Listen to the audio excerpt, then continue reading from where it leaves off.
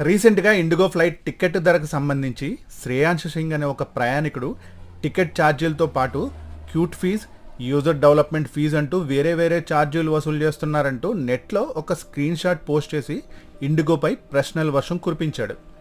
ఏంటి cute fee? యూజర్లు అందంగా ఉన్నారని దీన్ని వసూలు చేస్తున్నారా, లేదా మీ విమానాలు క్యూట్గా ఉన్నాయని భావిస్తూ దానికి ఛార్జ్ తీసుకుంటున్నారా? ఏంటి యూజర్ డెవలప్మెంట్ ఫీజు? మీ విమానంలో ప్రయాణం చేస్తున్నప్పుడు నన్ను మీరు ఏ విధంగా డెవలప్ చేస్తారు? ఏంటి ఏవియేషన్ సెక్యూరిటీ ఫీజు? ప్రయాణాల్లో నా భద్రత కోసం ప్రభుత్వానికి నేను పన్నులు కట్టట్లేదా అని ఆ ప్రయాణికుడు ప్రశ్నించాడు.